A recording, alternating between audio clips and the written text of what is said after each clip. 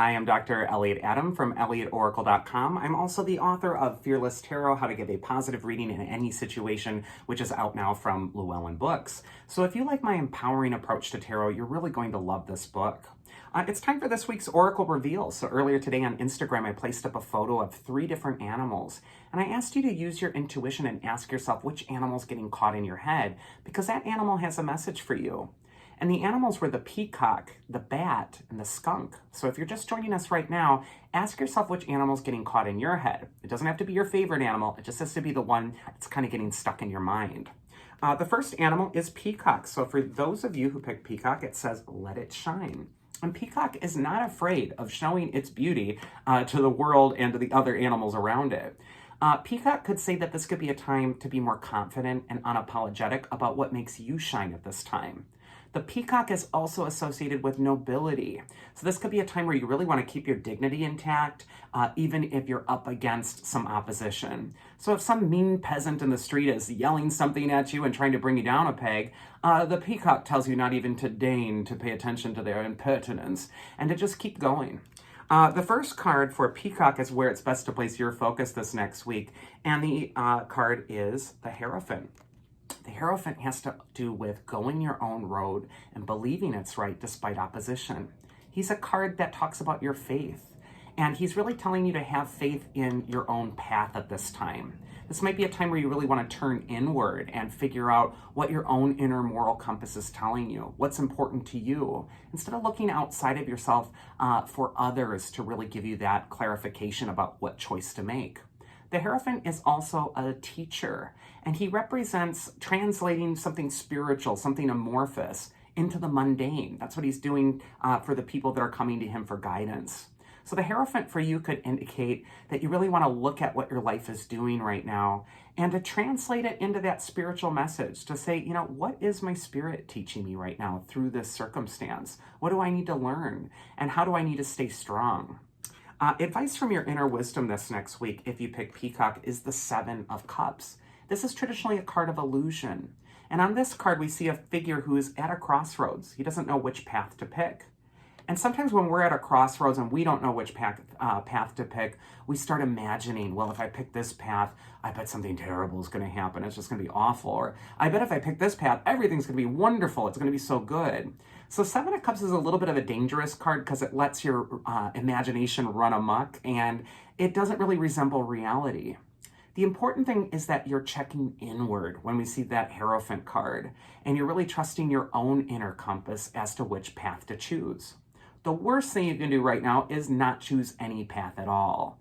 And the best thing you can do is make a decision that's in alignment with what your inner compass is telling you. Not what other people want, not what the expectation on you is, but what's true for you, what's authentic, and really follow your spirit and believe it's right despite that opposition. And finally, the mythic archetype that might help you with all of this is actually Aries. Aries is associated with Mars in astrology. It's all about action. And Aries is a super helpful archetype if you need to make a decision, if you need to get something started, if you need to initiate something, if you need to take your power back, if you need to be strong in some way. Aries is not, however, helpful if you are carrying around a lot of anger and you're just seeping it out everywhere, if you're picking fights, if you're battling the other people around you and you're trying to bludgeon them into submission to see your point of view. This could be a time where you're not really engaging in that battle. So sort of like the peacock, keeping its head up high and kind of not paying attention to what the aggressive energy is. This might be a time where you want to use that energy that's building in you and make a choice with it, but you don't want to pick your battles unwisely. This could be a time where you're really re-identifying, what am I fighting for? What do I really want? What's in alignment with my inner compass, my inner core? And let the other stuff go. It's just small fries. Second animal is the bat. So if you pick the bat, it says a rebirth is assured. And bat in some Native American traditions has to do with rebirth. He's associated with the shaman's death, where your old identity ends and you're reborn into a new and improved hybrid spiritual part of yourself or aspect of yourself. The bat is also upside down. So for me, he reminds me of the hangman in the tarot. This could be a time when you're really looking at things from a different perspective in order to see it more clearly. So for bat, the first card we have is where it's best to place your focus this next week. And we got the Queen of Pentacles. She comes a lot up in the Oracle reveals, and a lot of times she's associated with our projects, our work, our long-term goals. She says that be reassured, everything's growing. It might take a little time. You might be a little anxious about how slow this is going, but it's all happening. And finally, the Queen of Pentacles is about manifesting and really keeping your focus on the thing that you're trying to manifest at this time in your own life, instead of on your anxiety.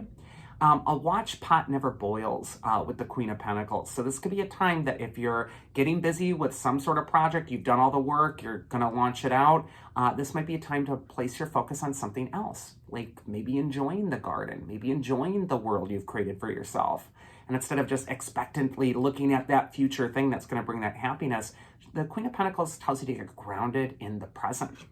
The advice from your inner wisdom this next week is another family member from the Pentacles court, which is the Knight of Pentacles. The Knight of Pentacles can sometimes be associated with unfulfilled expectations, something not quite living up to what you imagined. Just like the Queen of Pentacles, Pentacles cards, they're successful, they're great for money, they're great for long-term plans and stability and security.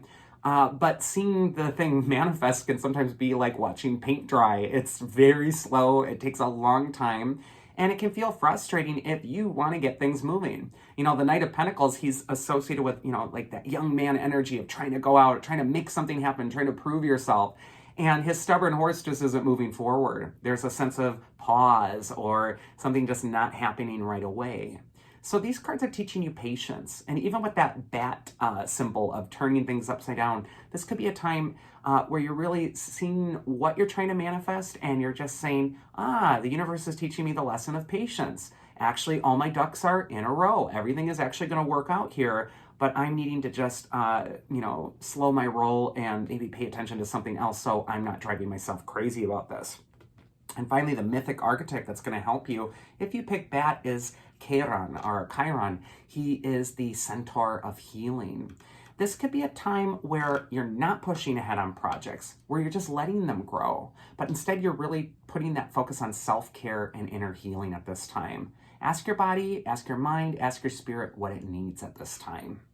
And then finally, we got the Skunk Spirit, and it says, know your worth. And Skunk knows its worth. Skunk is not worried about what other animals think about it, because he can walk through the animal kingdom and everyone respects Skunk based on his reputation. So this could be a time where you're not trying to prove something, but instead you're just embodying it, much like that Peacock energy. First card is where it's best to place your focus this next week, and we got the Moon card.